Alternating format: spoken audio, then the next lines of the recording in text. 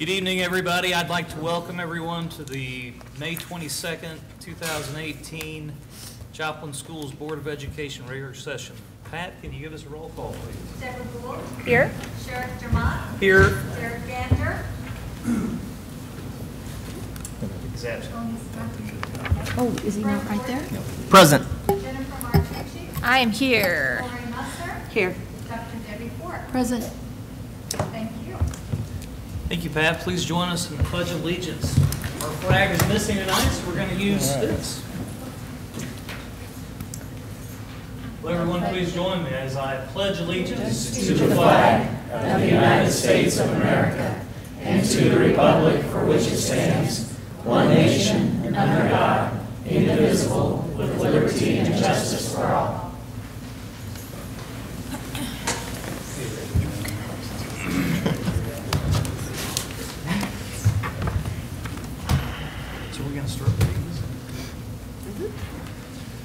We're going to start with some celebrations this evening.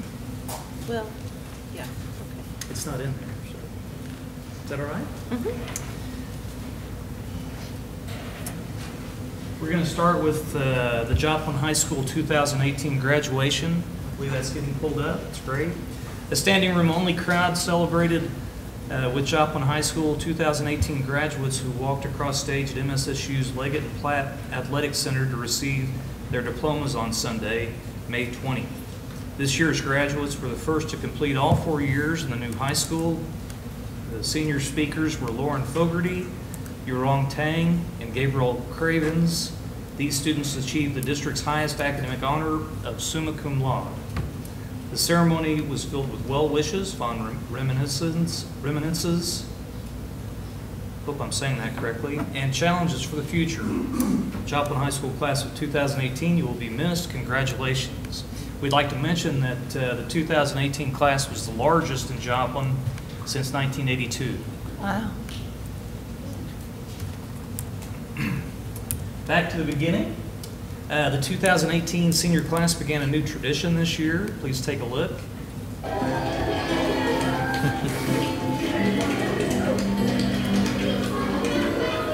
It was cool for the seniors to visit us because, for one, they were here when they were in elementary. I don't think it's a good message for them to see, like, there are graduating seniors, because whenever you're that age, it seems so far away. It teaches the kids that graduation is in their near future, and that's something that they need to look forward to, and it is a big deal. And so they get to, like, kind of idealize it in their head. It's important to graduate high school because you can get a better job and then you can live a better life. Walking through the halls at elementary school just kind of put it into perspective, like, I'm graduating. It's good for them to walk through the school. It's because we get to see what they look like now and they get to remember their memories. Just thinking about the relationships that I still have from there and the new relationships that I have at high school now, it's crazy to think about. I can remember being in the exact same spot, eating the exact same lunches, with the exact same principal telling us to be quiet, and so that was really fun. And the kids giving us high fives and even hugs sometimes was awesome. It was just really cool. It was so nice. They were all so kind and just, I don't know, so full of hope and promise. It was great. It almost feels like a different lifetime, honestly. It feels like I'm two different people. It's weird. It's kind of hard to believe, like, and kind of picture what they would look like whenever they were little. Like, all these memories come rushing back because, like, you feel like it's a lifetime ago, but then you go back there and you meet all the teachers who you still remember, they remember you, and you just get to, like, look at, like, wow, like, this is a chapter in my life that is closing. It shows us that we also need to finish what we started.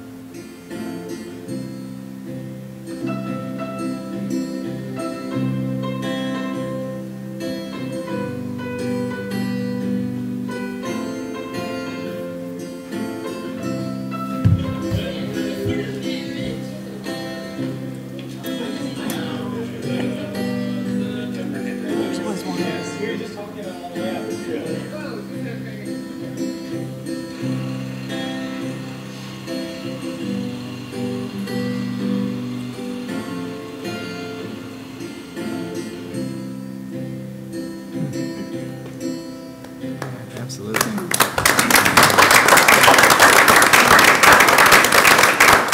I want to comment on the terrific production value of that by Jet HTV or whatever it is. They do a great job of putting those together. I thought that was a fantastic video.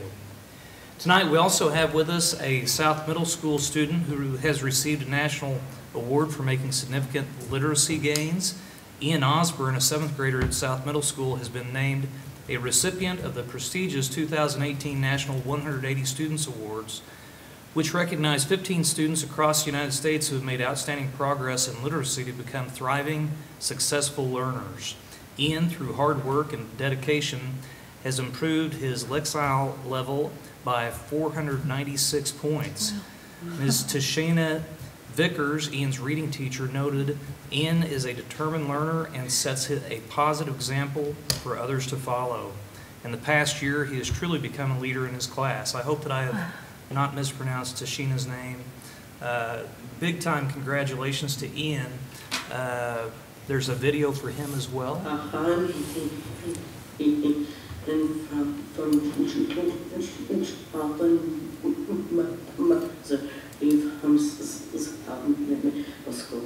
Hi, I'm Tashina Vickers. Ian's a System 44 student in my mixed model class, so he does Read 180 whole and small group, and he does System 44 on the computer and independent reading. Ian came in the 6th grade, and his Lexile was at 215. Ian was not happy in middle school. I felt like school wasn't a challenge. He missed a lot of school because he stressed himself out so bad, didn't you? Yeah. He missed 7.5 days the first semester of 6th grade. So we talked to his mom, we talked about things that we could do, and he was starting to build his confidence from being able to read better. He was starting to do better in all his classes, and by the 2nd semester of his 6th grade year, he'd only missed 1 day. It has helped me to spell out words by spouting them out. And so he started to feel more comfortable here and started growing in his reading. His Lexile was going up, and it was fantastic. And all of his teachers were saying that he was doing better in his classes. This year in 7th grade, all the 7th graders in regular classes were reading The Outsiders, and he asked me if he could do the audiobook The Outsiders, and I was like, yeah, go for it. And so him being a leader in the class, after he started doing it, all of my other 7th graders, they wanted to do it too. And so all of the 7th graders that I have in Read 180 and System 44 did The Outsiders because Ian led the way on that. I'm cars. I don't know fix cars. How that I can help people. I have facts about cars.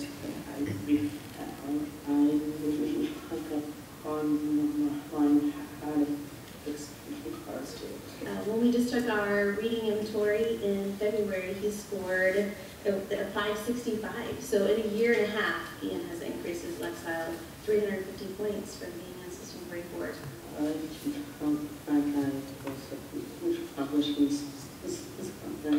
I'm really proud of Ian. I'm very lucky to be his teacher.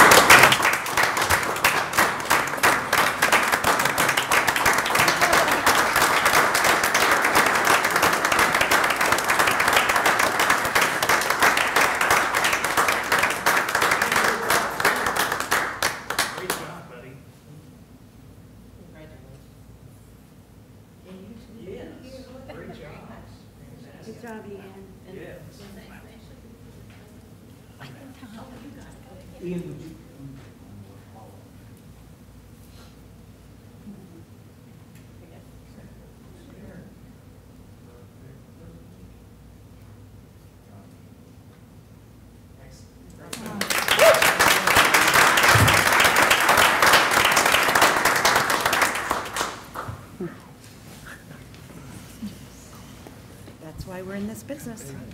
Oh, don't say. Start. Okay, Stapleton staff are baseball buddies. 6 Stapleton staff members, Karen Sechrist, Katie Land, Kelsey Witten, Lauren Frieden, Jennifer Hill, and Jennifer Mock volunteered to buddy with children with disabilities at the Will Norton Miracle Baseball Field on Saturday morning, April 28th. The staff had a great time, and 6 Stapleton students who play baseball at Miracle Field were excited to see the familiar faces rooting for them. Looks like a pretty serious score there, 26-12. The Addams family. The JHS Theater Department once again exceeded expectations with this spring's musical, The Addams Family. The production showcased great student talent on and behind the stage. Mark your calendars for June 21 through 23 at 7 or June 23rd at 2 p.m. You won't want to miss this high school musical. You won't want to miss High School Musical at the JHS Performing Arts Center. The Rise Above program. Proud 5th graders from Eastmoreland Elementary strike a pose with School Resource Officer Rick Hershey at this year's Rise Above program graduation. The Rise Above program is a 16-week program for District 5th grade students taught by our school resource officers. Discussions and information focus on setting goals, internet safety, cyberbullying, bullying, choosing friends, property safety, and drugs. Family and friends are invited to the graduation at the completion of the course. That's our celebrations tonight, so congratulations to everybody. Next on our agenda is the approval of our agenda. So do I have a motion?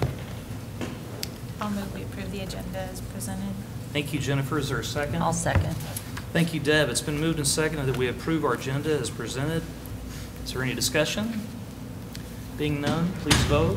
Yes. Yes. Yes. Yes. Yes. Yes. Which brings us to the board's, I should have actually done that prior to the celebrations. I apologize for that. So now we're at the policy committee update, and so that would be Deb or Jennifer or Brent. Well, so we're bringing forward for second read most of the policies we had from the last meeting. We pulled 2 off, and we're presenting them again for first read, which is the staff, let's see, is it the staff assignments? Is that Short-term leaves. which one's the short-term? Sorry, Short-term I don't have leave. my glasses on, I'm sorry. Left them at home, I can't see. Yeah, staff short-term, I was in the wrong place. What we did was we've added 3 days of bereavement leave for employees that they have, if they have a death, which is defined, or like for who it's for is defined by policy. We did not change that, but we added in 3 days of bereavement leave, and then after that is used up, then they can use sick leave, and which was how it was brought for first read, which it was approved. So the change we're making is we've added in 3 days of bereavement leave for employees. And other than that, they're just statutory changes on the others. So that wasn't anything else. So that pretty much covers our committee. Yeah, it's a good committee. Thank you, Jennifer. The Safety and Security Committee report, Lori or Deb? Ford, Dr. Ford? Okay, well, we discussed several different things. First, we reviewed our district's safety audit, and a lot of the items over the last 2.5 years have been implemented. We're still working on getting the safe room at Columbia ready. We're waiting for a bid from a third party on that. Then we talked about safety in our schools, and we had a discussion about using cameras at the elementary and how would we pay for that and who all could we involve. And so we're researching cost, and we will discuss that at the next safety committee in July. We talked about our current bullying policy and what we can do to improve that. We have the training coming on the 24th from MSBA. so that each secondary school will be trained in behavioral assessment, how to look for specific behaviors, what we can do when we identify those behaviors, things like that. Thank you, Dr. Ford. That brings us to our superintendent's data report. First item is health and dental. Dr. Langford. I think we're getting it put on the board, but we continue to have a favorable report to give you relative to the status of the health and dental funds. I say that in that we continue to trend. The fund balance continues to be favorable. We have seen the overall usage this year increase about $700,000 compared to the same time last year. But the ebbs and flows are to be expected. So we really feel good about the position that the health fund is in right now, and hopefully we will end the fiscal year does not align with the health plan year. Health plan year will end on September 30th, and hopefully we can stay at that $5 million point in those funds. As far as the dental plan, it speaks for itself, continues to improve its overall assets. So we're in very, very good shape in both of those plans right now. And it's all contingent upon, number one goal is that staff has good health, period. If they have good health, then you usually have good health plan results. But we also know that there are events come along that we have to deal with, and so our plan has worked for us to at least restore its solvency at this point. And then if you look at the move to the funds as far as the report as far as finances are concerned, and we can look at a lot of things, and I look at a lot of different things, but the single page report that we started giving you this year really is what I look at. And what we want to know is, what did we budget? Where are we percentage-wise compared to a year ago? We're a little bit ahead of the percentage, but that's somewhat to do, if you remember, we did receive unanticipated bit of taxes, in lieu of taxes from the city this year that we weren't expecting. So that pretty well constitutes the difference, but at least the revenues are as trending as we'd expected, but more importantly, the expenses. If you look down there, if you look at our expenditures year to date, overall percentage-wise, we're actually just a little bit under a year ago. But some of those things could be accounted for. There are a few significant things, but I would commend the staff of the Joplin schools for working very well within the budget that they've been given. So it's taken the building level leadership, the directors, and then of course Dr. Gilbreth and Dr. Saketa as far as the programs under which operate under them. But this is a very positive way to end, get close to the next fiscal year.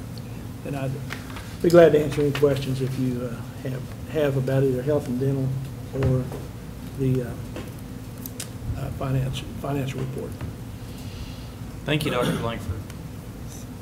And then I'll draw your attention to the enrollment report, which follows those financial documents, and that's good news as well.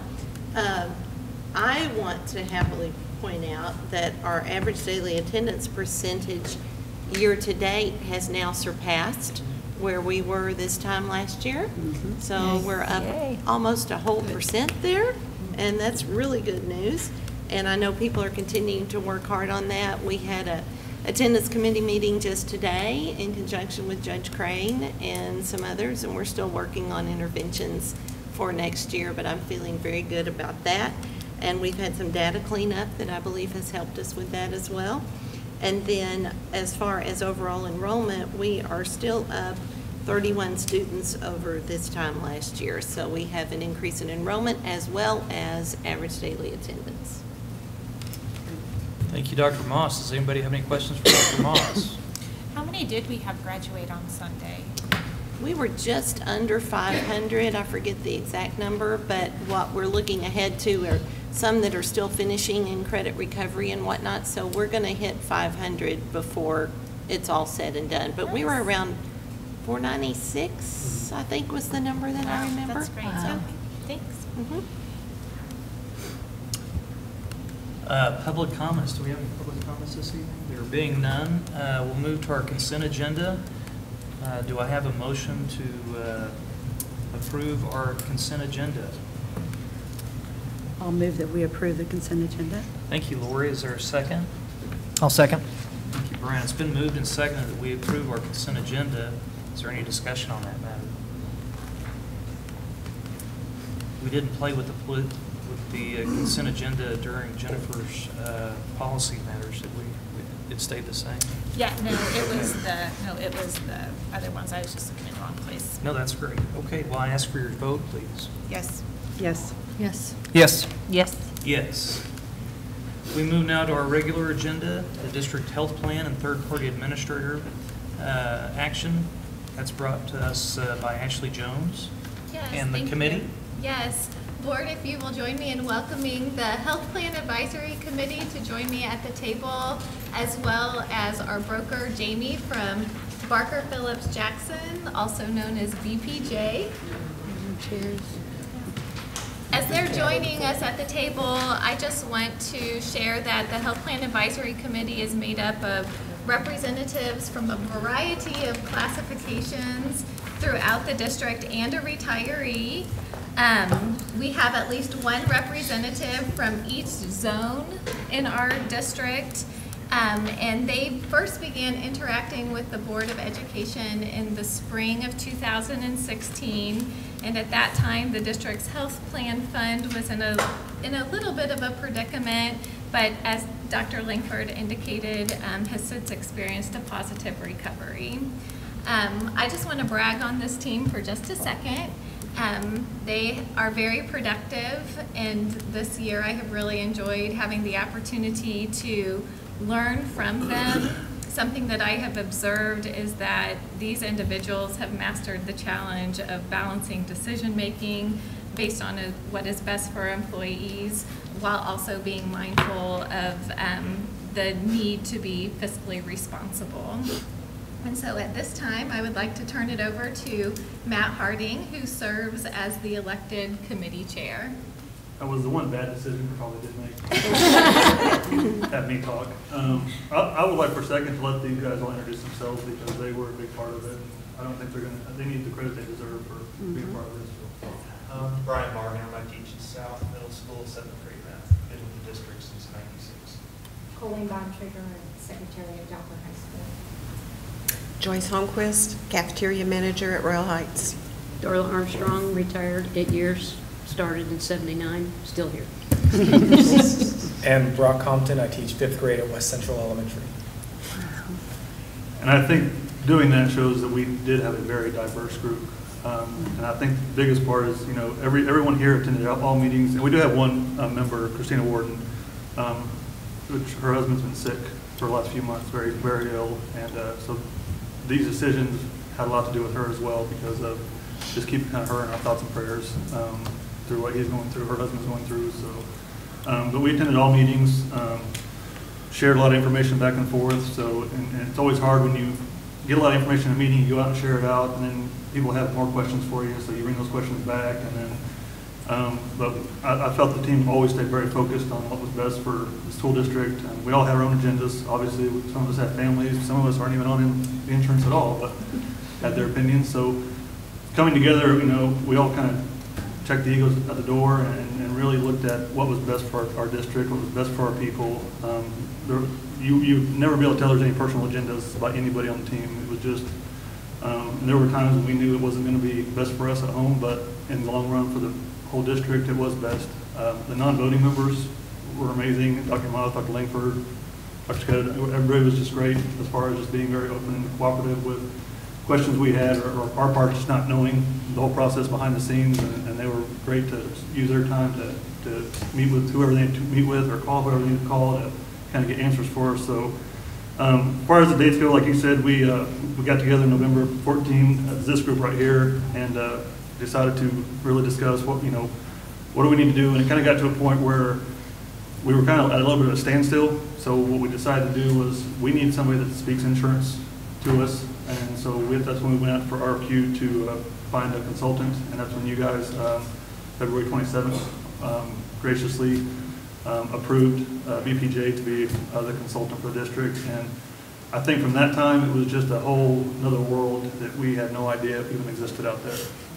And it was great just having somebody in the room that spoke the language and knew the contacts and had all the questions that we had and answered all the questions that we had, just as fast as we could fire them off. And so basically, we knew we had a timeline, as in today, to get this done, so everything was pretty quick.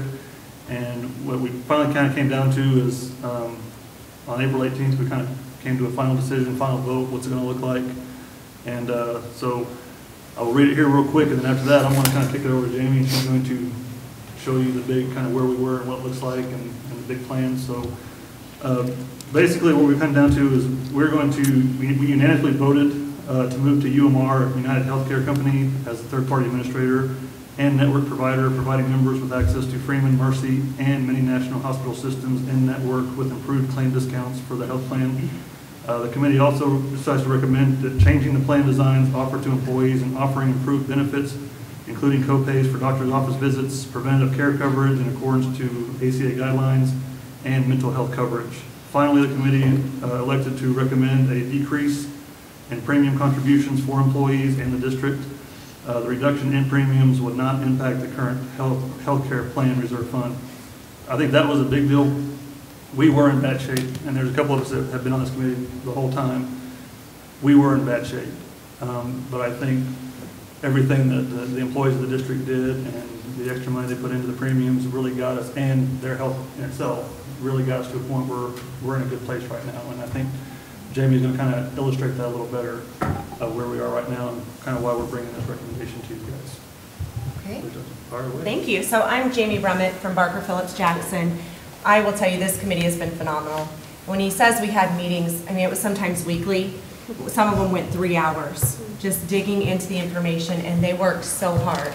And so they really do deserve a lot of credit. So you guys had a lot of information that was in your board packet, a lot of numbers, a lot of details. I'm going to go through some very important highlights of that, the things that when we got together last week, they said, hey, these are the items we think the board really needs to hear. These are the most important things to the committee. And so the agenda's up there. We're going to talk about the claims, kind of who we went out to market to, the repricing and how that works, and then get to the plan design recommendations and funding. All right, so on the next slide, what we did is, and this is a very standard practice, that when we go out to RFP and we do a network RFP, or if we look at the different carriers, we provide them with a year's worth of claim data. So we took the last full year worth of claim data, which was plan year 16-17, which happened to be one of your best years. So I will tell you up front, all of these savings, anything we talk about, that was one of your best plan years. So if you were to have a worse plan year with more out of network, we could anticipate that you'd have greater savings, because where we're picking up a lot of the savings is those people who go out of the Freeman, Joplin area, go to KU or go to Barnes or go somewhere like that. So we send them those claims. They actually take those exact claims, because it'll say Jill Smith. It doesn't actually have her name, but it'll say this member went to this doctor on this date, had this procedure, this is how much it cost. It's that detailed. The file was almost 16,000 lines long. They load that into their system and use their actual discounts and reprice the claims. So this is not an estimate of, hey, we kind of think this is what the claims discount will be. This is, if you had been with them, here's exactly what that dollar amount would have been. So what we did is we repriced it with HSG, with the Freeman direct contract. That first column is what your current, that plan year was. So the claims that year bill charges was $9,654,000. The discount was $5,708,000. The allowed amount was $3,945,000, approximately.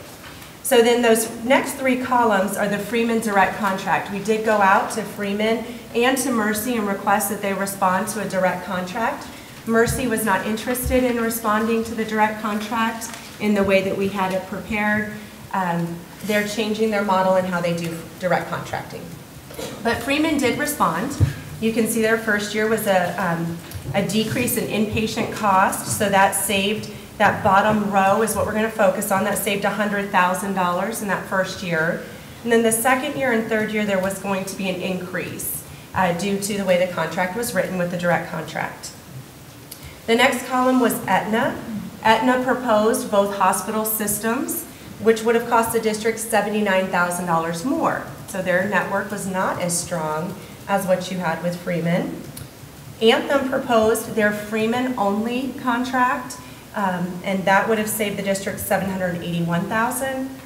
Cigna proposed both hospitals. That was an increase of $75,000. And then UMR provided us with their both hospital system proposal with a savings of $502,000, and they provided a Freeman Cox-only proposal, which was $749,000 in savings. Okay, so that's the medical claim repricing part of it. So the next step, the next slide we did was the prescription drug claim repricing.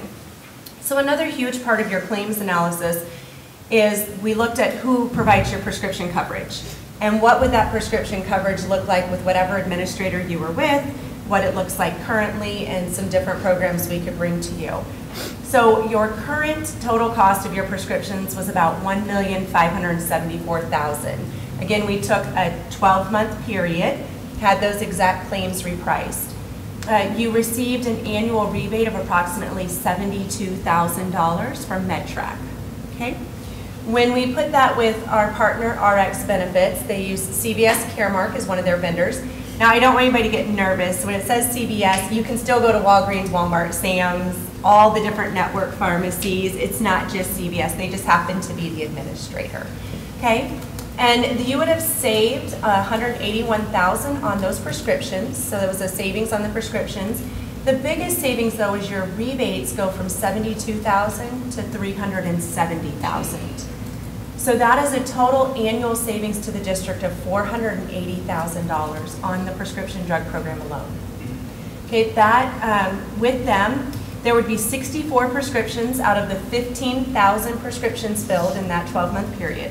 There are 64 prescriptions that are not covered by CVS Caremark. We have the names of those in a communication plan to address those with the members that would be impacted.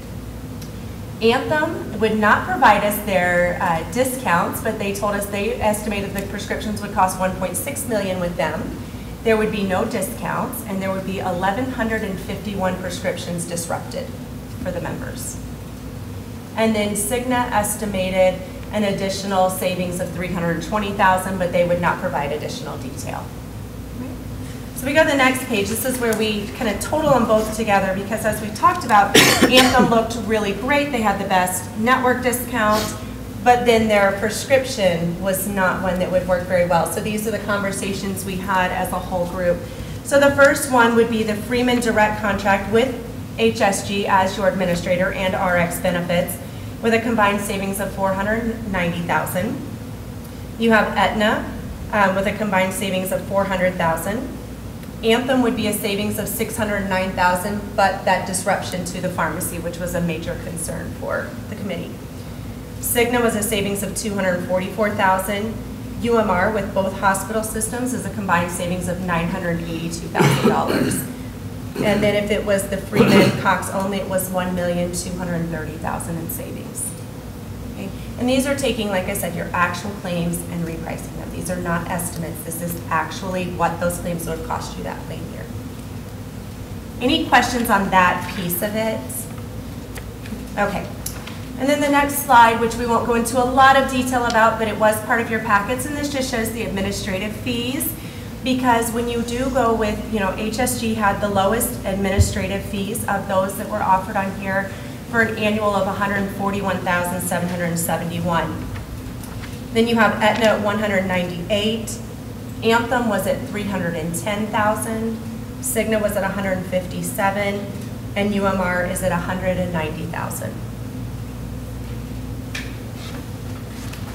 So the next slide is the committee recommendation, and Matt already spoke to this, but the recommendation is to move to UMR and UHC as the administrator with RX Benefits for the pharmacy, essentially because of the overall better discounts, and especially at the out-of-area hospitals. I know I helped Ashley with a letter that came to the board. That same year where we repriced those claims, your average discount was 59%, but outside of the Joplin area, the average discount was 41%. So where you can get to an average discount with UMR of 64% overall, there's going to be a savings to the district because there are people who are of no choice of their own sometimes having to go to Barnes or having to go to KU or go somewhere else to seek their care. In addition, UMR as an administrator offers services that the district was really asking for that they don't currently get, such as a robust employer website, the ability to pull their own reporting, log in and pull reports. Somebody wants to know how many ER visits, we can log in, we can pull those reports, we can answer questions. The employee website is very sophisticated for the employees. They have a tool called the Health Cost Estimator that will educate your employees on, but they can actually pull up online and look and see how much a knee surgery will cost them. If they go to Freeman, if they go to Mercy, if they go to Ortho 4 States, they'll be able to view those contracted discounts, what their deductible is, what their co-insurance is for any services that are loaded into the system. So it gives them some power to make better decisions with their health care. They're also going to have Teladoc at no charge. They're going to have FSA debit cards where they currently have to manually send in flex claims. They're going to have debit cards. The health savings account will also be integrated and have debit cards for the health savings account. I also worked out with UMR performance guarantees. So anytime that you move to a new administrator, we make sure, yes, they're saying these are the discounts. They've repriced your claims, these are discounts. But if they don't meet those discounts, we have performance guarantees in place where they are going to have to pay back some of their administrative fees for not reaching those discounts. If they don't process claims accurately, if we get customer service complaints, if the call hold time is too long for our members when they call in, we have all of these performance guarantees that they're evaluated on every quarter, and they will owe administrative fees back to you if they don't reach those guarantees. Okay. And then the network recommendation was to use the Choice Plus network. That is the one that resulted in $502,000 in savings. That is the one locally with Freeman and Mercy systems in network, and out-of-area hospitals are in network. That was one of the biggest sticking points I think we talked about for hours, literally, in the committee, is what to do with that because of the additional savings that's available for Freeman only with the UMR network. One of the major concerns, though, is in that Freeman-only network, you no longer have Barnes Jewish Hospital or any of its affiliates in network. We currently have high-dollar claimants that utilize that hospital system, and there are sometimes, again, of no choice of their own, they get automatically sent to that system. So the committee looked at it and said there is a substantial savings, regardless, and we don't want to take something away from the members that they currently have in network, and we don't want that additional cost to the district if someone did end up at that hospital system. So that is the recommendation from the committee. Questions on that piece of it before we talk about the plan design portion and the funding recommendation? I'm curious a little bit. So when we're adding Barnes and network, there's got to be a significant cost to that. Is that because there are services not provided at the local hospitals that are available at Barnes Jewish? Well, currently, Barnes technically is in your network. So the current system, the way that you are set up is you have a direct contract with Freeman Hospital. So you have a fantastic discount in the Freeman system. I mean, it is, like you saw in the numbers, Aetna and Cigna couldn't touch it. And then on the outside, you have what's called a wrap network. So that's a system called First Health. So currently, if someone goes to Barnes, it is considered a network, but the level of discounts is not the level that can be negotiated by United Healthcare, which is a much larger company. So Barnes has been in network for your employees already. That was one of the things we said, well, if we went to the core, then Barnes is not in network. You're actually taking something away from the employees that they currently have. But it's going to continue in network, but at a deeper discount. Thank you. You're welcome. Okay. Right, so the next part that I know everybody's really excited to talk to you guys about is the plan design and the funding. So the funding recommendation, I want to really talk about this a little bit before we get into the plan designs. For plan year 2017-2018, and Dr. Langford just talked about what you budgeted for the year, but when we look at the actual enrollment and the premium funding, it comes up to about $6,836,000 for plan year 17-18.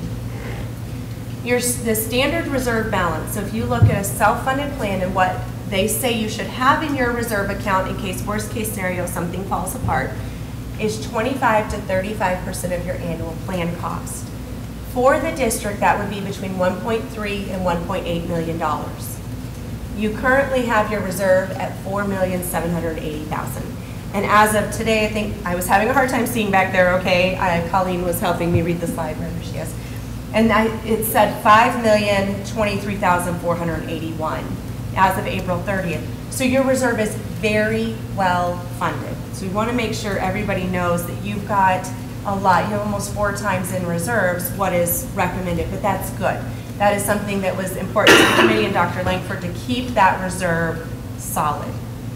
So when we went to UMR and asked them to give us some premium rate setting, they recommended to set your premiums at $4.8 million. So we met with the committee, and between myself and the committee, we recommended that you fund to your maximum liability for the year. So there is a number that is given by the stop-loss carrier called your maximum aggregate liability. And that's that number on the slide of the 5.228. So if we take your maximum aggregate plus your fixed costs, your admin fees, minus the $380,000 in those rebates, okay, we come up with $5,398,000. That is our recommendation, that we fund to that maximum aggregate. That is the worst year ever, most that you're going to pay in claims. And if that happens, you haven't even touched your reserves. Your reserves are still sitting there at the $5 million that's currently in there. So that's where we said instead of overfunding, we have reached such a high level in the reserves that we can fund at the maximum liability at this point. Does that make sense? Mm-hmm. And we do have these numbers set. I will tell you, typically stop loss is locked in at the most 90 days out. UMR has given us a firm and final rate as of May 14th. We are locked in. There are no lasers. A laser is someone where they say, we know this individual is very sick, and so this person has their own special stop loss number. This quote includes no lasers. We also have a provision in there, no new lasers. At any renewal in the future, they cannot add a laser to your stop loss policy at any point in the future. That was a decision with the committee. It was a little bit extra in the premium, still lower than where you're currently at, but we were able to get that built in so you don't have that fear of lasers in the future. And then we have a stop loss rate cap as well on the specific. So those rates are locked in, so we feel very comfortable with setting the premiums to fund at that $5,398,000 since we know it's locked in for the year. So the next slide is your current plan design. So I just want to remind you guys, we're not going to go into these in a lot of detail, and it's very tiny, but you currently have 4 plan designs.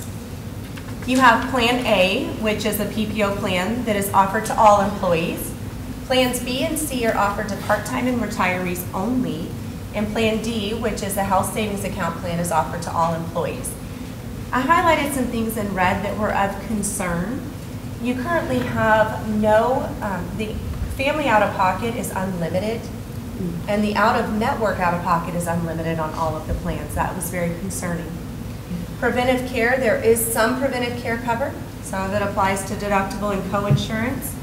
But again, that was concerning from the committee, and what they hear from members within the district is wanting to have the immunizations, the preventive care visit, those things that are important to them. And the other major thing that came up in the committee very early on with me was the mental health. Being able to offer mental health services and be in compliance with federal mental health parity that says it's the same as going to any other doctor, and being able to have mental health in your plan designs. Okay. So the next slide is the recommended plan design. So what we have recommended here on this next slide, these 3 plans will be offered to all employees. So every employee, full-time, part-time, and retirees will be eligible to choose any of these 3 plans. We have the base plan, which is a $2,000 deductible. It has a $4,000 out-of-pocket, but that includes deductible and co-insurance, co-pays. Your current plan does not. And so it's $4,000. We added co-pays for doctor's office visits. Currently, doctor's office visits apply to deductible and co-insurance. So we added a copay for doctor's office visits, $30 for primary care and $50 for a specialist. The preventive care would be covered in accordance with the Affordable Care Act. That means colonoscopies of those of age, mammograms, women's annual PAPs, your annual exams for members of all ages, your annual blood work, your immunizations for everybody at no cost for the member. Okay? We have urgent care copay and emergency room copay and prescription drugs. We modified those as well. Your current plan was the greater of. So it was a dollar amount or a percentage, whichever was higher was what your members paid. We have a set copay in here now, and if the prescription is $3, they're going to pay $3. If it's $50 generic, they're going to pay $15. So we've restructured the prescription plan as well to benefit the members. And then mental health services, they'll have a $30 copay for an office visit, and then the others will apply to deductible and co-insurance in compliance with federal mental health parity. We have a buy-up plan with a $1,000 deductible and a $3,000 out-of-pocket maximum. The doctor's office copays are a little bit lower on that one. So this is just one for, if individuals want to have a little bit lower deductible out-of-pocket, lower doctor's visit, then their premiums are a little bit higher than the base plan. And then we have an HSA plan with a $1,500 deductible. This is eligible for a health savings account. So all expenses apply to deductible and co-insurance, except for preventive care. Because with the Affordable Care Act, preventive care can be covered at 100%, even on a health savings account plan. So those were the 3 plan designs that we recommended. Okay.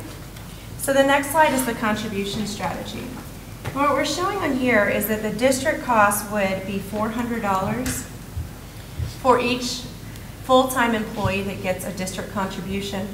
On the health savings account plan, you'll see we recommended $370 towards the premium and $30 into their health savings account. It encourages them to open that health savings account, participate, utilize that pre-tax account. That's a phenomenal benefit for them. And then the buy-up plan. The most important column, I think the committee would say here on this chart, is the column on the right. That is, yeah, he has been our loudest proponent of that column. That is the monthly savings to the employees. So you can see there on the base plan, it's $55 for employee only, $242 employee spouse, $126 employee child, $323 on family. The HSA ranges from $55 to $415 for a family.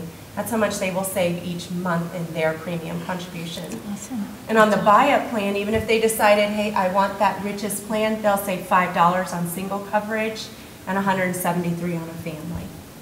So there's a substantial savings to them each month in their paycheck. I'd like to point out, if I may, also the district cost is a reduction of $78 per month per employee for the district. So yeah, that was a real big deal to us. When she first presented it, I remember the district was paying the same and we were getting this huge windfall, and we were like, that's not really fair. If we're saving all the money, the district should save money too.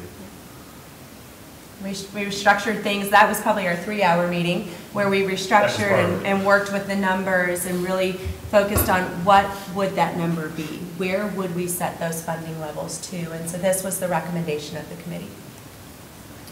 And on the next slide, you'll see what we did is we just did an enrollment projection, assuming 70% of the employees would stay in the base plan, 15% go in the health savings account, 15% in the buy-up. And then on the next slide, you'll see the district savings and the employee savings. So the annual premium savings, and this is again funding to that max aggregate liability. The district's going to save $712,728 in premium contribution.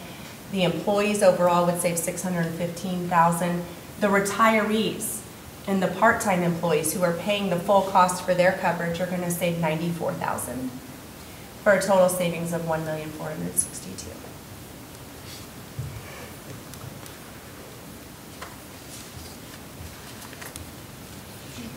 Any additional questions? I've got a question. Before we have discussion, I'm going to move that we approve, right? Because we have to have a motion before we discuss, don't we? Or do Sure, we have thank you, to Jennifer. There's been a motion to approve, what are we calling this, folks? The district health plan and third-party administrator recommendations. Thank you. I approve. And a second? Yeah. By Dr. Ford. Discussion, please. Question. Are we contributing anything to employees who choose the high deductible plan? That would be the health savings account plan. Now, that was another, technically, we used to call, you guys called it the high deductible health plan currently, and that is the technical IRS legal name, is high deductible health plan. However, the deductible is less than the base plan. So there was some confusion as to, Jamie, why is it the high deductible? That's really not a high deductible. It's a legal term. So we are now calling it the health savings account plan. And yes, that was our recommendation, is that for each individual that goes in the health savings account plan, the district premium contribution is $370 and the health savings account contribution is $30. So the cost to the district stays at that $400, but the employee is getting $30 in their health savings account, just to encourage them again to use that account, open that account, and get familiar with it. Free money. I'll tell you, I went to that this year, and it makes you stop and think before you make your medical decisions, which saves me money and saves the university money.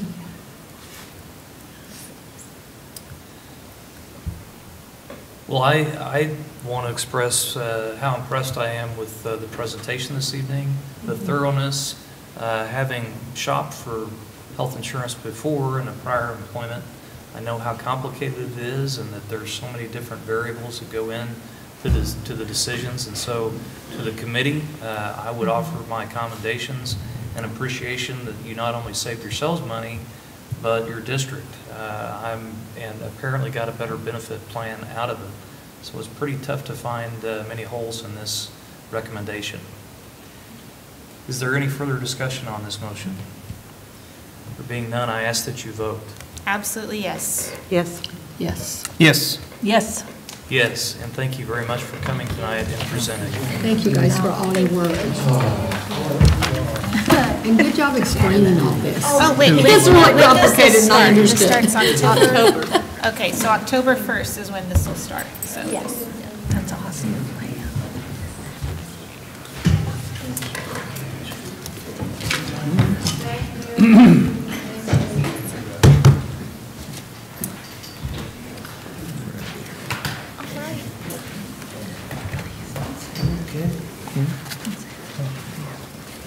That moves us on to Safe Schools Online. Yes. Thank you, Ashley. Thank you. Sarah is joining me for this topic tonight. So Joplin Schools currently creates and maintains essential training for its employees through Canvas, which is a learning management system that the school district currently utilizes. We are in a position of not having the manpower resources to keep our training tools up to date as far as the content is concerned and in compliance with state and federal regulations. And also from a compliance tracking standpoint on the human resources, and we're lacking in some technical capabilities. And so we have recently gone out to search for kind of a one-stop shop solution that will result in expert authored courses, the ability to create district-specific courses, appropriate licensures, and effective administration and compliance tracking. And so this evening, we bring forward this recommendation to you, and specifically recommending Safe Schools by Vector Solutions. One of the things that is most exciting to us is not only will this solution support us in being able to meet our essential training needs that were required to do according to our MSBA policies and also state and federal regulations, but it also will result in opportunities for us to be able to provide some professional development opportunities for our special education department and also our transportation department, which is something that we're really, really excited about. Sarah, is there anything you would like to add? I'll just add that, part of our work looking at the Safe Schools option was to have somewhere where all of our departments can come together with a common tool. Right now, we're kind of all over the board as far as how we're training our employees. And so something I'm really excited about is being able to work with Sandra in our special services department, being able to work with Mike in our transportation, being able to work with Dave in our buildings and grounds, and all of that being under one roof to make sure we're properly providing the necessary training to our employees, the mandatory essential training from the state and federal guidelines, but then the options that we have, bus behavior, getting into some training with that, just speaking specifically to the transportation. So I know my messages back and forth with Mike, his trainers kind of looked over some of the course options that we will have as well that will provide a common ground and a company that's able to keep those up to date and in compliance with state and federal guidelines. Is this an annual fee? This is an annual fee. And does it replace Canvas? Or do we still keep Canvas? It just does something different than Canvas. It will do something different than Canvas. Canvas will be the learning management system as far as the curriculum side goes. Okay. This is going to be more of the essential training, professional development within the employees. And it's quite a bit higher than the other things we bid. So tell us why it's worth that much more money. The MSBA is going to only address the mandatory training. There is no tracking system with that system. The global compliance, I'll let you speak to that one. The Global Compliance Network training is an option out there that provides courses electronically. There are no school districts in the state of Missouri that is utilizing this tool, and we are not brave enough to be the first school district in the state of Missouri to use such a tool. And the Public School Works, Ashley gathered the bid for that one, and that has similar capabilities, not as in-depth, and the biggest fear for us with that is they are currently only in one Missouri school district, where Safe Schools by Vector Solutions has a robust reputation for the state of Missouri. I would move that the Board of Education approve Safe Schools by Vector Solutions as the provider of our district safety and compliance solution. Thank you, Brent. It's been moved. Do I have a second? I'll second. Thank you, Jennifer. It's been moved and seconded. Is there any further discussion on the motion? I wanted to ask a question. So can we arrange for specific trainings? Can we ask them to train our employees on specific topics, or are we just given what we're given? So we are being provided their specific course library. What we can do is we can add our own training to this tool. So it's kind of a win-win in that we receive the expert created courses and they're maintaining those based on federal and state laws, but we also have the ability to add our own training courses to the course library.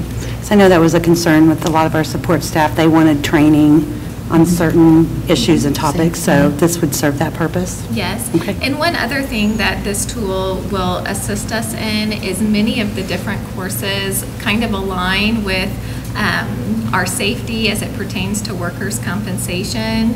And so we've seen a little bit of an uptick in our expenses associated with that. So we're hopeful that this tool is something that will be able to help provide us some support in that area as well.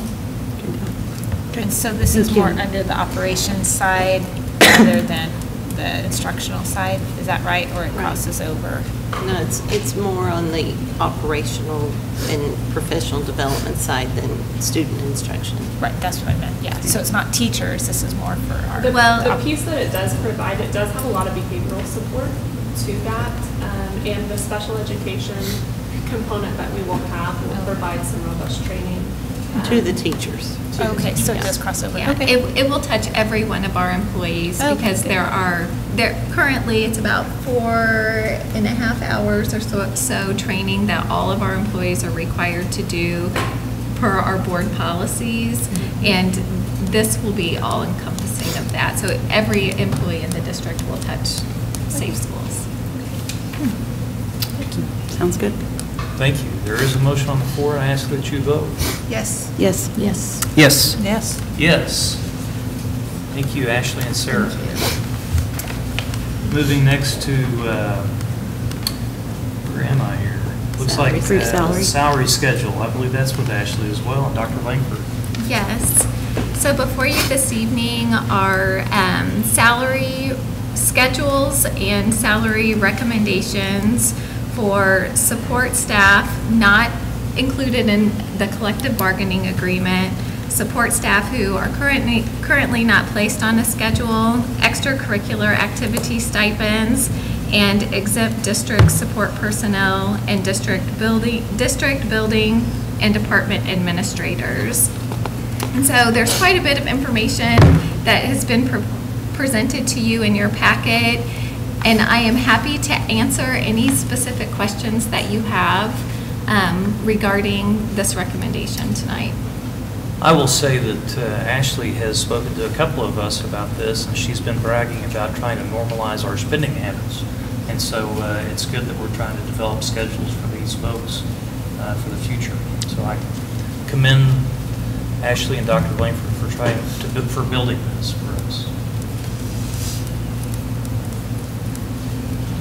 Do we have a motion? So moved. Thank you, Lori. I'll second.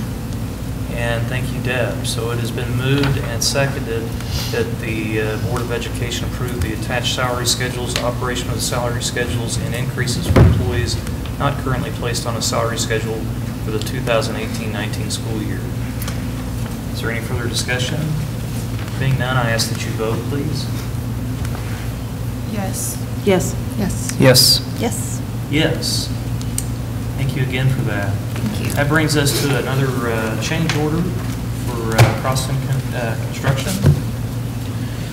We are still finishing up on some things, and this is the time at any new building where you can see if there's some other detail that you might want to check up on and shore up. So Dave has a couple.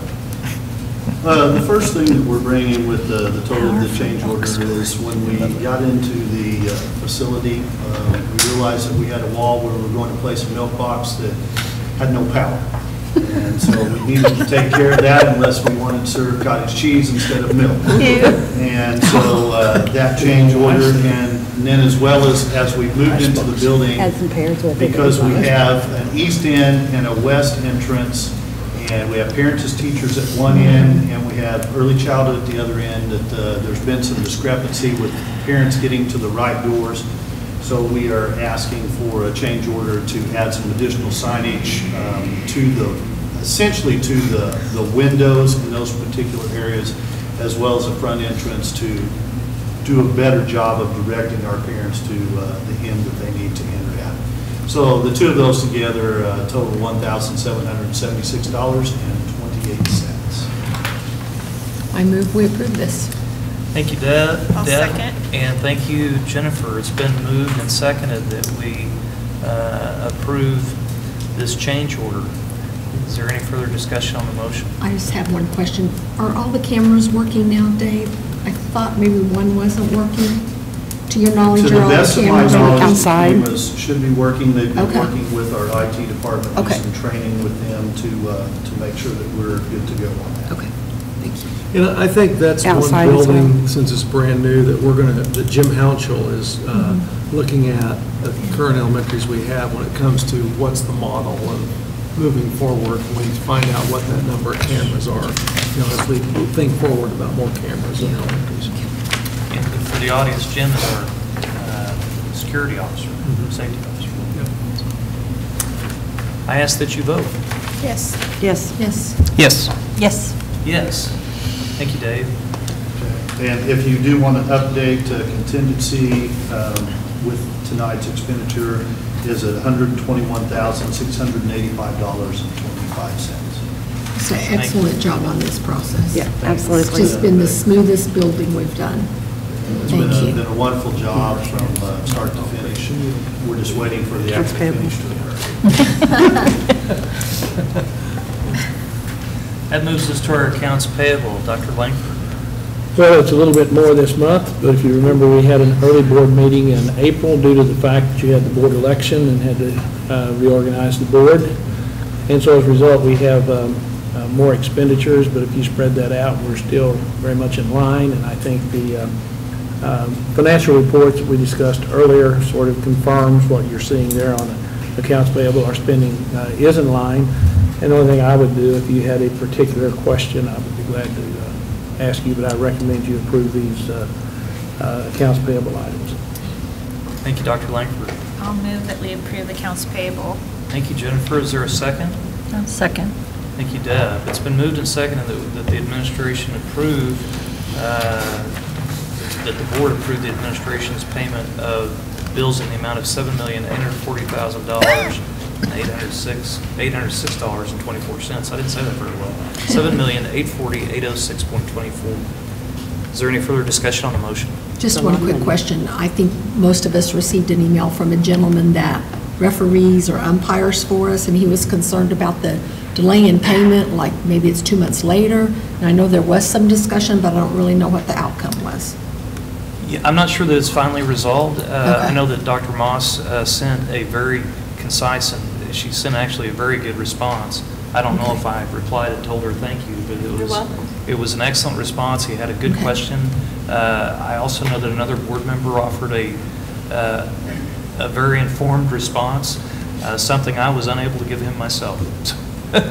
So we've got some people who understand why the delays occurred, and to help answer that for the public, if I recall correctly, and Dr. Moss, you can correct me, the payment of our bills for officials and things of that nature are not paid through a stipend to our local principals, or not necessarily, I may have miscategorized that expenditure, but they go through the full bill payment process, and there are some districts that don't do that. They say to a school administrator that you have X amount of dollars to pay officials with, and so they are able to cut those checks more quickly than it goes through our system process, so to speak.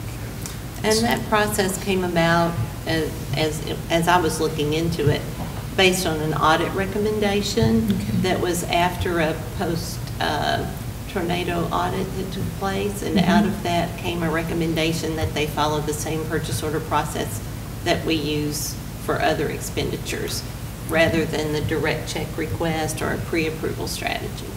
I just wanted to make sure whoever's responsibility it is to turn that expenditure in, it wasn't just sitting on a desk somewhere. Well, let's collect a lot of them and then send them all over at once or something. Right, and the other thing that can happen is based on cutoff dates for cutting those checks. Right. And the timing of a ball game, that can make it seem longer. Yeah, okay. The calendar makes a difference. All right, thank you. Thank you. I believe that it's been moved and seconded. I ask that you vote. Yes. Yes. Yes. Yes. Yes. Yes. Thank you, Dr. Langford. We come back to you for our fund transfer authority. So can you post that?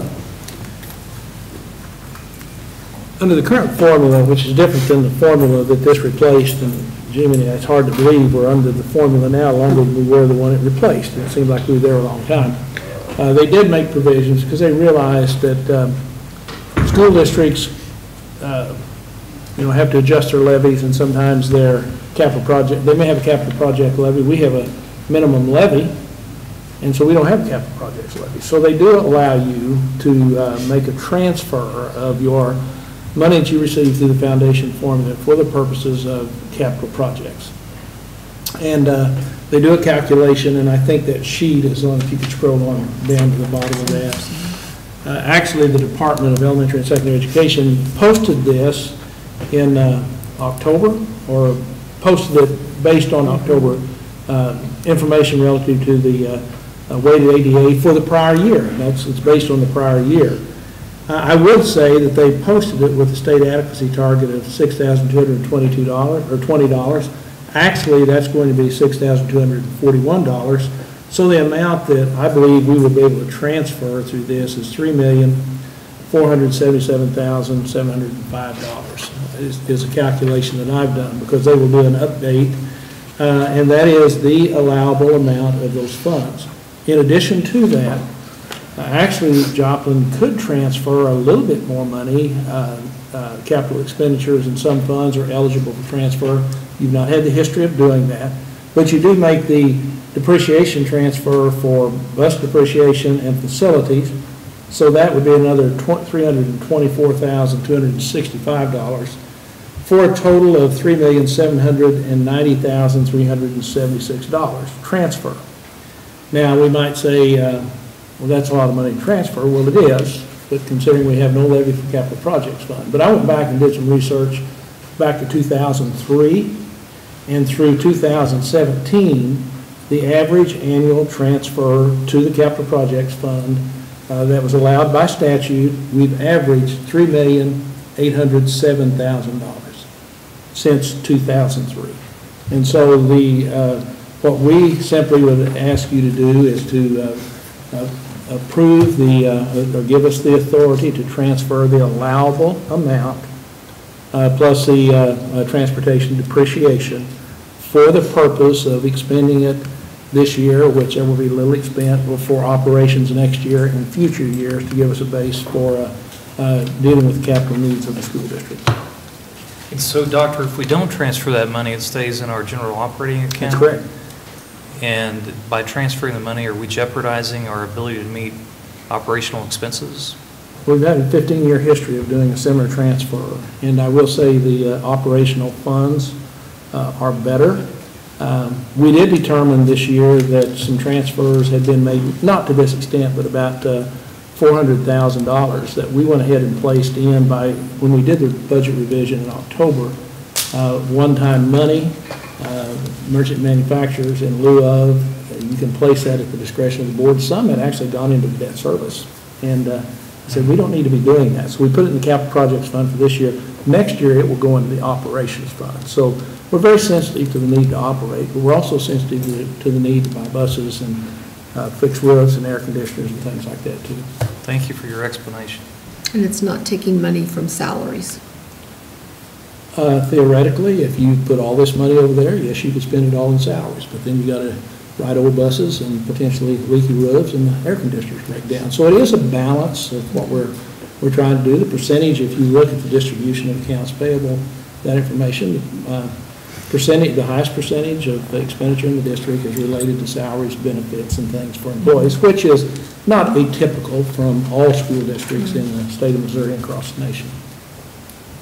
I would make a motion that we approve the transfer of funds. I'll second that. Thank you, Lori, and thank you, Jennifer. It's been moved and seconded that the Board of Education approve the total allowable transfer authority from the incidental fund to the capital projects fund. Is there any additional discussion on that motion? There being none, I ask that you vote. Yes. Yes. Yes. Yes. Yes. Yes. We need to start checking this stuff. To time-sensitive payments. Thank you. Dr. Langford, we are staying with you, sir. Approval and reporting of time-sensitive payments. Well, we're at a unique time of the school year, and really what it boils down to, the June meeting historically has been the last Tuesday in June. So there are payments that sometimes, what's today, the 22nd, that we might need to make. But more importantly, it allows us to make expenditures right up to the end of this fiscal year instead of passing it into if they're budgeted expenditures for this year and we operate on the cash basis, it is important what year. So it really enables us to spend funds that were approved in a budget and were encumbered during this school year. It's you giving us authority to make those decisions. All of the purchases would have been through the normal procurement process. Is there a dollar limit amount on anything that would be approved? Or that would be considered a time-sensitive payment like? No, there would not be a dollar limit amount, but we wouldn't have authorized anything that exceeded $15,000 by policy. We do this every year, don't yes, we? Right. And this is like people who have like child support payments or things like that they can go ahead and authorize. I mean, that was the example that had been given before, I think. Yeah. And those are probably the exceptions, but it really allows you to do the, well, for one thing, we've got a later board meeting, so it doesn't let us have to sit on checks. But the other thing is that it allows us to go right up and expend those funds that were planned to be expended in this year. Thank you, Doctor. I'd ask for a motion. I'll move we approve the approval and reporting of time-sensitive payments. Thank you, Jennifer. I'll second. And thank you, Brent. It's been moved and seconded. Please vote. Yes. Yes. Yes. Yes. Yes. Yes. Okay, that moves us to Dr. Gilbreth. Doctor, professional development for Yes. Eureka math instruction. Yes, this is the Eureka math that we've adopted for the elementary schools this year to begin full implementation next year. This will allow us to send 48 teachers to Oklahoma City to be trained, and it's intensive training. It's a 4-day workshop where they will get super intensive training to implement this, not only implement the program, but to bring back a huge amount of expertise to then develop a professional development plan to carry out for the entire year. And this is to send 48 teachers, and myself and another person, myself and the other person get to go for free, but we pay for the 48 teachers, and it is, I negotiated a 50% reduction in cost by sending this amount of people. So excellent opportunity to create expertise among our teachers in teaching mathematics. Steve, was bringing the training here an option? It's not this year, but it will be next year with this. She said that it was a very good possibility that that we've expressed that much interest in the program, that they would bring that training to Joplin next summer, and we could invite surrounding districts to incur the costs. And this is elementary, right? This is elementary, K-5, correct. And we have a variety of teachers represented all We have buildings. everything K-5, we have every building and every grade level represented. I would move we approve the Eureka Math Professional Development. A second. Thank you, Lori. Thank you, Deb. It's been moved and seconded that we approve this expenditure for Eureka training. Is there any further discussion? I ask that you vote. Yes. Yes. Yes. Yes. Yes. Yes. Staying with Dr. Gilbreth. Okay, this is our 3-year contract with NWEA, and we've done some research. It's time to make a recommendation to continue to look at the other options for progress monitoring tools, and we'd like to recommend that we continue to stay with NWEA for several reasons. First, by virtue of the fact that they are the cheapest of the 3 bids that we got, but they also provide a plethora of training, of benchmarks that the others don't. They provide mathematics, science, language, and reading, where the others just provide reading and math. And so NWEA gives us a huge amount of information, and we are at the point where we're growing our skills at using NWEA and using it well. So I would recommend that we continue by using NWEA.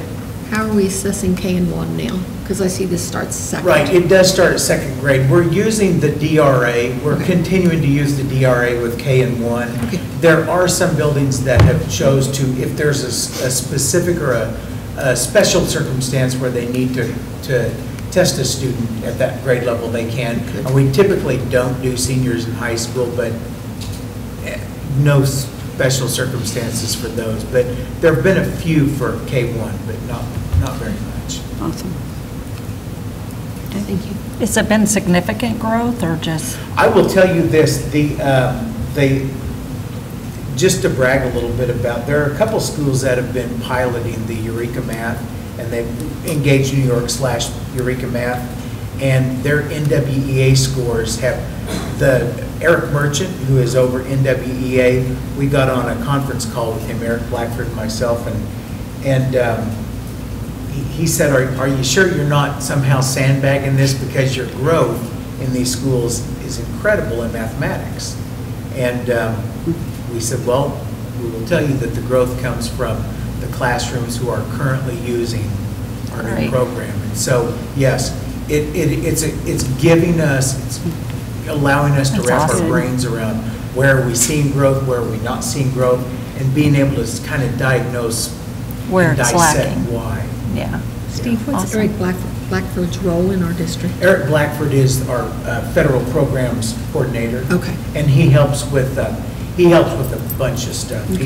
He's the only man I know that's smarter than me. That seems a lot. With that, I'll ask for a motion. I'm kidding. I am totally kidding. He's super smart. I might say, and Shelley's sitting out here, and I go in every morning and check on her just to make sure she hasn't decided not to come Ran in to away. work. But Eric has done some phenomenal work relative to, Eric and Tamara both, relative to the coding changes that's going on. I mean, that has been a monumental task, and they have really been troopers on that, so. He helps with map testing. He helps with a million things. Okay. He's super good, yeah. Great. And with Title I and Title II, he has brought a whole new level to that. And we've done a whole lot of collaborative planning together with our professional development, kind of bounced ideas off about how to better use Title II and our professional, our 1% money. Does he kind of coordinate Read 180 and System 44 He does. also? Okay. He absolutely does, yes.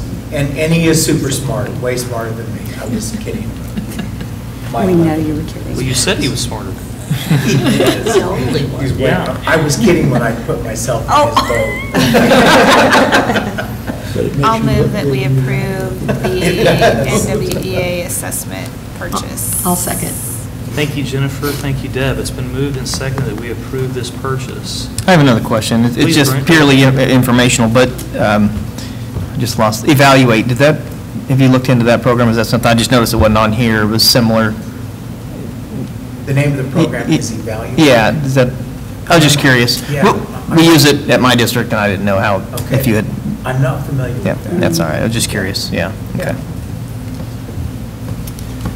Thank you. I ask that you vote. Yes. Yes. Yes. Yes. Yes. Yes. Thank you. Staying with Dr. Gilbrook, we're selling some musical equipment. Yes. There were a number of instruments that they were able to successfully sell, some to Bernal School District and then some to Palin. And we wanted to bring this to you guys to let you know that those, two things, the instruments that he did not sell, he will hang on to those and either use them or put them forward again at some later date to perhaps sell. But he did want to be transparency and let you know that some of the instruments that received a good bid will go to Palin and they will resell. So he wanted, but Bernal Schools is the other place. They had first bid and they kind of got what they could. And it was out there for a long time, just so you know, other schools, and nobody else jumped on the opportunity to purchase some of them. And we don't need these in our middle schools? We don't. Okay. Not this batch of instruments. What the intent is to take money from these and buy new. instruments that They do. can be used. Yeah. Awesome. Yes. So I would ask for a motion to approve the acceptance of these offers. So moved. Thank you, Brent. It's been moved. I'll second it. Thank you, Deb. It's been moved and seconded that the board accept the offers to purchase the surplus Joplin High School instruments as described in this spreadsheet that we've received. I ask that you vote. Yes. Yes. Yes. Yes. Yes. Yes. Thank you. Next is the computers for food service. Dr. Saketa.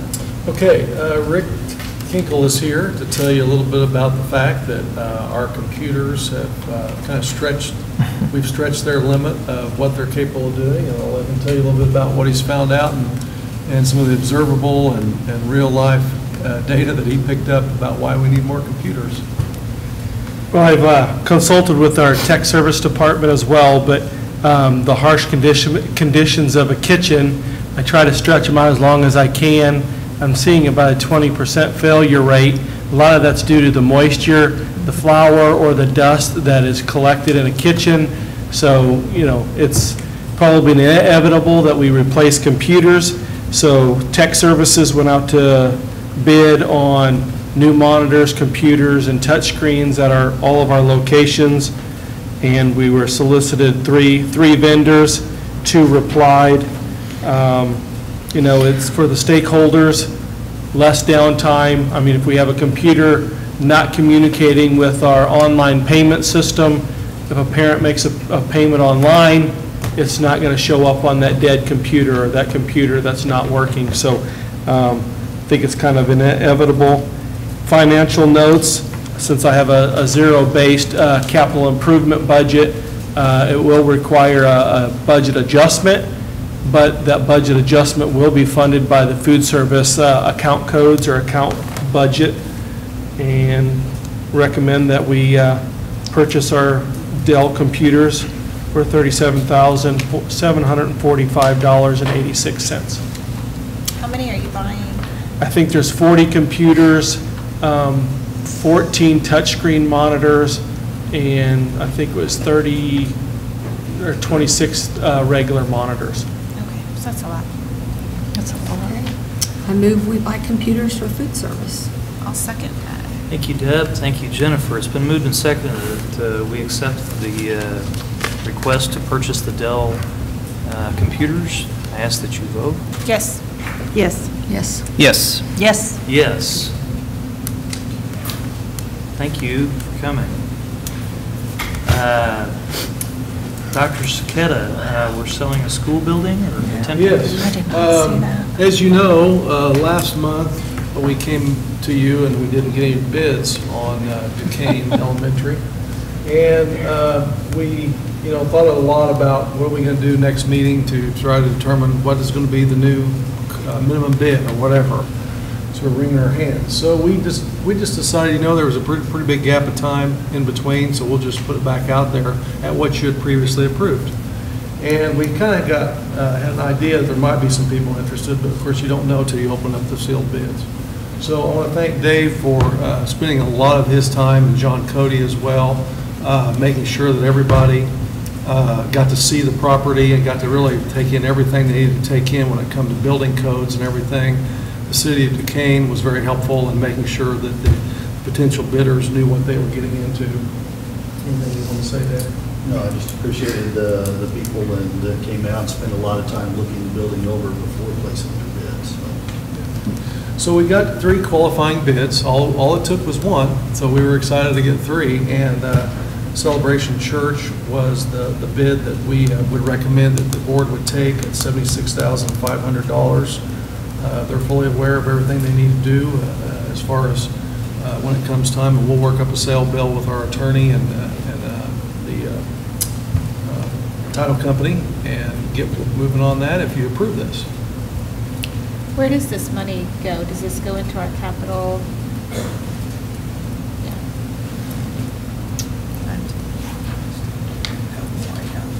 Thank you, Dr. Saketa. Thank you, Dave, for working on this. And I would ask for a motion to approve the acceptance of the bid to sell Duquesne Elementary School. I will move that we accept the bid to sell Duquesne Elementary School to Celebration Church for their $76,500 bid. Thank you, Jennifer. It's been moved. Is there a second? I'll second it. Thank you, Deb. It's been moved and seconded. Is there any further discussion? Well, I'd like to make an appeal to the community to help us relocate Operation Fairy Godmother, because that's our program that provides prom attire to young men and women, and it's been housed there, and now they need a new home. So somebody out there bring us a building for a Fairy Godmother. Thank you, Dr. Ford. That's all. I ask that you vote. Yes. Yes. Yes. Yes. Yes. Yes. Next, we're looking at the sale of the modulars at Duquesne Elementary. Someone want to buy those? Yes, we came up with somebody. Karen's going to get a real estate license. Somebody tell Board Messer that she's not permitted to speak. We heard that there were potentially people interested in that. We put it back out there with our typical bid procedures and advertised and so on with the website.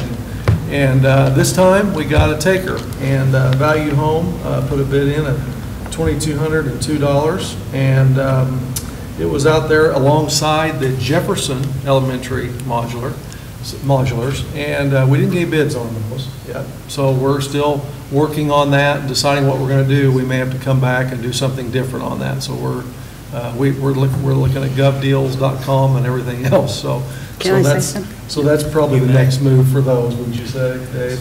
Did they have all their windows? Yes. That's why you couldn't sell them.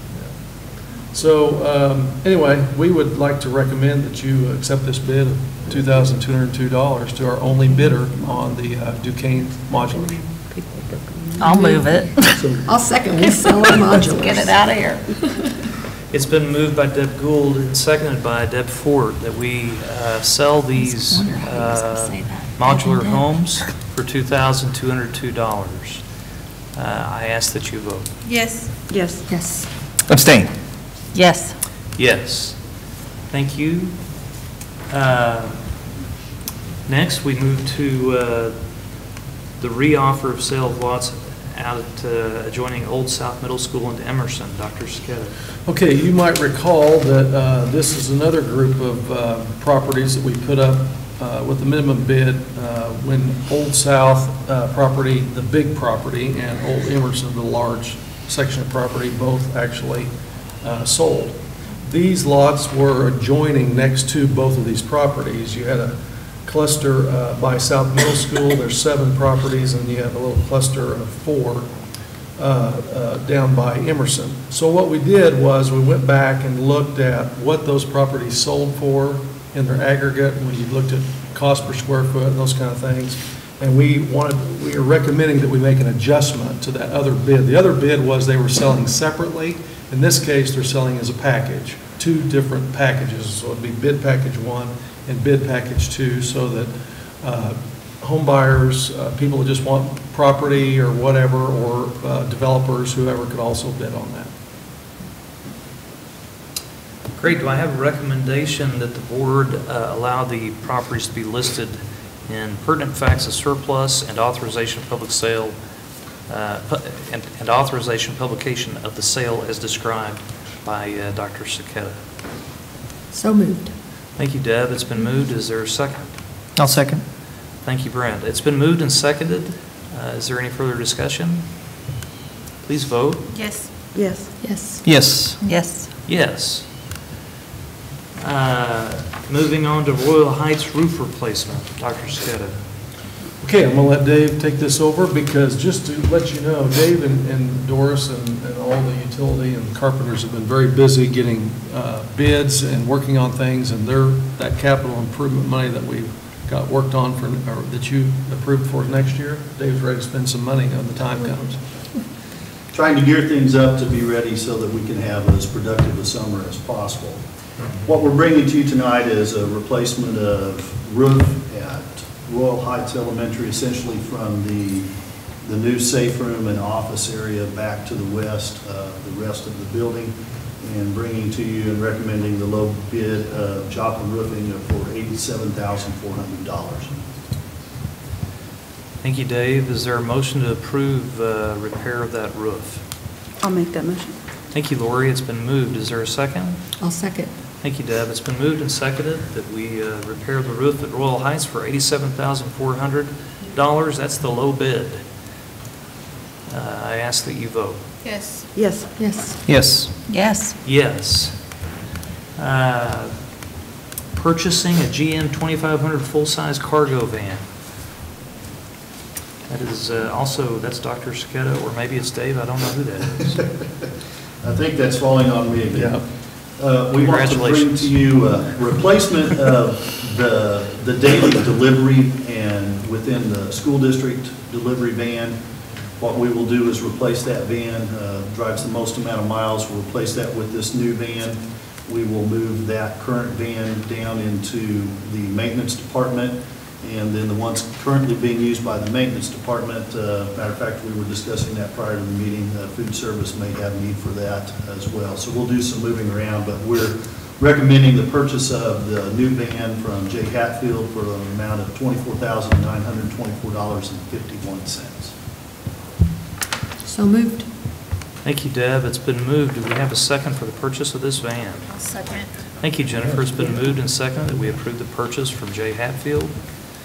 Please vote. Yes. Yes. Yes. Yes. Yes. Yes.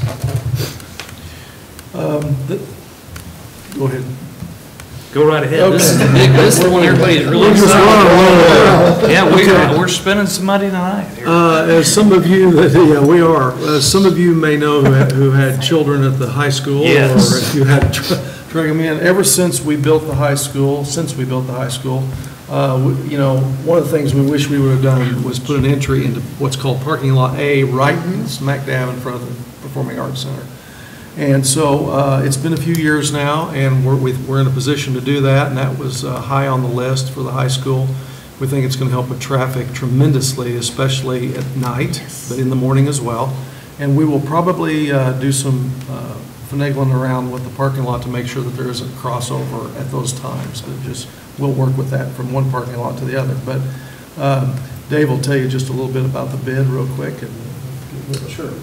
What we're doing is coming off the 20th Street where the city put an improvement. They put a right turn only driveway, so it will only be accessible coming from the west, heading to the east. You'll only be able to right turn into the drive from that way. And upon exiting, we'll only be able to do a right hand or an east onto 20th Street. Will allow us to come in approximately 217 feet worth of curb gutter asphalt driveway, and we'll enter the PAC parking lot and be able to circle back around and then back out that same way. Should help alleviate some of the congestion, make the parking lot more accessible, and hopefully smoother run operation. And so we're recommending the low bid of $65,000 from Asbel Excavating. So it's just a drive is all it is. It's not a parking lot. It's not expanding. No, we're tying 20th Street to the existing parking lot. It's approximately 217 65,000? Yes, ma'am. Is the right turn only a city recommendation, or is that our choice, and who's going to monitor that? The city did that. That is actually already in place because of the design of the turn-ins. That's the only thing you can do. And will there be signage there? Because I can see me going from the left and thinking I can turn in there. We will put signage there as well. Well, you will probably run over a median. And there's a sizable median. Curb check.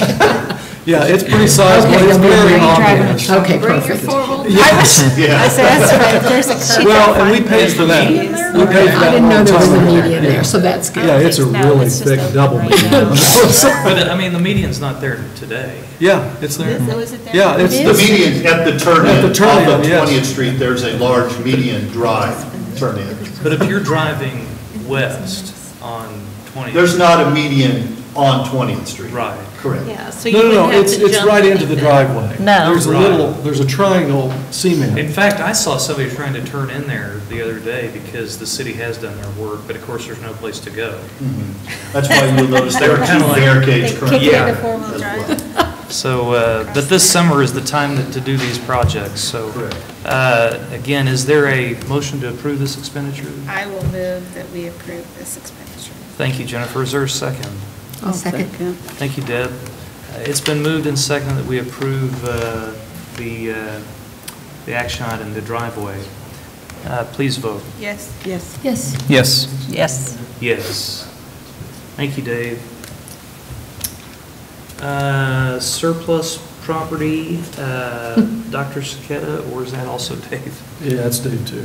Okay, Dave. Just sit Help us tight. pay for all this. At least all of them were together, and I didn't have to keep running back and Yeah. forth. So, we have 3 items that we want to look at surplusing, and I spared Mike by telling him I would take care of the buses for him as well. So, we have 2 antiquated support vehicles that you already currently, with the current capital outlay budget, have purchased those, received those, now have those traded over. So we're surplusing those 2 vehicles from those replacement purchases and want to auction those off. The second thing is the 8 buses that you also have approved, that we want to surplus those buses so that we're replacing those buses and keeping the size of our fleet the same. That also takes some undue pressure off of our maintenance, bus maintenance, fleet maintenance staff for the summer, that they don't have to prepare those buses for the summer. And then the third thing is the declaring the Joplin High School gym gym seat surplus that were left from the construction project that we have had in storage since the completion of high school. Thank you. Can we take item 18 as a whole? A, B, and C? I'll make that motion. Thank you, Lori. Lori has moved. Is there a second? I'll second. Thank you, Deb. It's been moved and seconded that we take item 18 and declare those items as surplus. Is there any further discussion on this? Being none, that I ask that you vote. Yes. Yes. Yes. Yes. Yes. Yes. Thank you. Policies for first reading. Okay, as Jennifer discussed, we've had committee meetings, and we have some first reads to consider tonight. The first one is the suicide awareness and prevention, and I know that Dr. Saketta's been working closely with Sandra Cantwell, who cannot be here tonight, but that is your first one for consideration.